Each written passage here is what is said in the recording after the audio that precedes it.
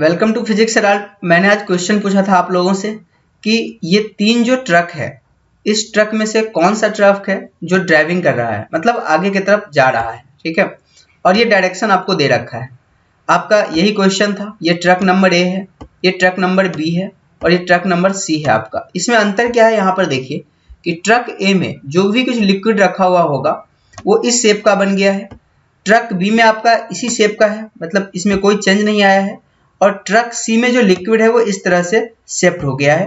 तो आपको बताना था। बहुत सारे स्टूडेंट्स ने यहाँ पर क्या किए हैं, बहुत सारे दोस्त ने यहाँ पर आंसर दिए हैं इनका। ठीक है, लेकिन मेजर जो है ना, अधिकतर जो ऐसे स्टूडेंट्स हैं और ऐसे दोस्त हैं जिनका आंसर गलत था, तो मैं आपको सही आंसर बताऊंगा यहाँ पर कि इसमें से कौन सा आंसर सही है और उसको एक्सप्लेन भी करूंगा। लेकिन उससे पहले हम आपको इन्फॉर्मेशन देते हैं कि हमारे चैनल से अलग अलग टाइप के कोर्सेज यहाँ पर आप लोग कर सकते हैं। ठीक है, और अगर आप लोग ऑफलाइन भी क्लास करना चाहते हो तो आप इस नंबर पर संपर्क करिए, आपको ऑफलाइन क्लास भी अरेंज किया जा रहा है। आइए हम आगे बढ़ते हैं और बताते हैं इसका आंसर आप लोगों को। देखिए, सबसे पहली चीज क्या है कि फिजिक्स के अकॉर्डिंग अगर कोई चीज रेस्ट में है, रुका हुआ है या यूनिफॉर्म वेलोसिटी से चल रहा है, दोनों कंडीशन में एक्सीलरेशन जीरो होता है। रेस्ट है या फिर यूनिफॉर्म वेलोसिटी है, दोनों में एक्सीलरेशन जीरो होता है, यानी कि दोनों में नेट फोर्स जीरो होता है। तो अकॉर्डिंग टू फिजिक्स, फिजिक्स के नजर में जो रेस्ट है और यूनिफॉर्म रेक्टिलिनियर मोशन जो है, दोनों को एक ही तरीका से देखा जाता है। तो अगर आप बी को ऐसा मानते हैं कि ये बॉडी रेस्ट में है, तो आप ये भी मान सकते हैं कि यूनिफॉर्म वेलोसिटी से चल रहा है।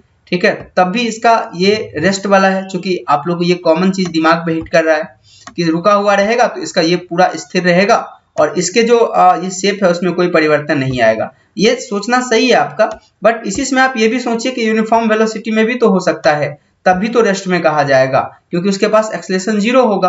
तो आपका बी आंसर भी यहाँ पर ड्राइविंग के केस का बन जाता है, मतलब बी ऑप्शन भी यहाँ पर सही होगा। अब यहाँ पर देखिए, इसके अंदर लिक्विड है।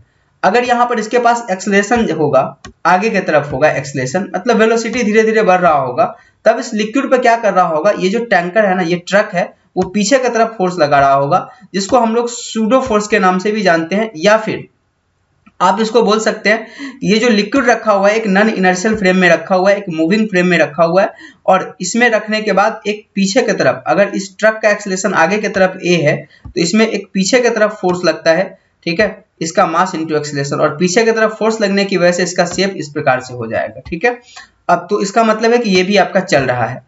अब यहाँ पर एक चीज आप सोचिए कि आगे की तरफ चल रहा है, लेकिन इसका एक्सीलरेशन का डायरेक्शन पीछे की तरफ है। ठीक है, मतलब निगेटिव एक्सीलरेशन है, आगे की तरफ है, लेकिन इसमें रिटार्डेशन हो रहा है, यानी कि वेलोसिटी इसका धीरे धीरे घट रहा है।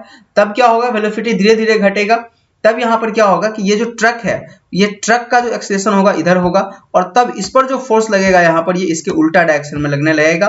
तो एक यहाँ पर बेसिक कंसेप्ट ये है कि अगर किसी मूविंग फ्रेम में कोई चीज रखा हुआ है, ये खुद आगे की तरफ ए से चल रहा है और इसके अंदर कोई ब्लॉक रखा हुआ है, कुछ भी रखा हुआ है, तो इस पर बाकी जो फोर्स लगेगा ही, जैसे mg लगेगा ही, नॉर्मल लगेगा ही, फ्रिक्शन होगा तो भी लगेगा, लेकिन इसके मोशन की वजह से क्या होता है कि इस पे एक पीछे के डायरेक्शन में फोर्स लगने लगता है।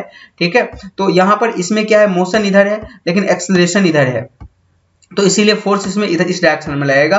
और फोर्स कितना लगता है, फोर्स लगता है कि ये जो ब्लॉक है उसका मास और इस ट्रक का एक्सीलरेशन, ये एडिशनल फोर्स लग जाता है। तो इस प्रकार से आप देखें कि यहाँ पर ये तीनों कंडीशन ए, बी और सी तीनों में ट्रक चल रहा है, इसमें एक्सीलरेशन के साथ चल रहा है, इसमें यूनिफॉर्म वेलोसिटी के साथ चल रहा है, और इसमें डी एक्सीलरेशन यानी कि निगेटिव एक्सीलरेशन के साथ चल रहा है। तो आपका ये तीनों आपका करेक्ट आंसर हो जाएगा। होप आप लोगों को समझ में आया होगा। Thank you.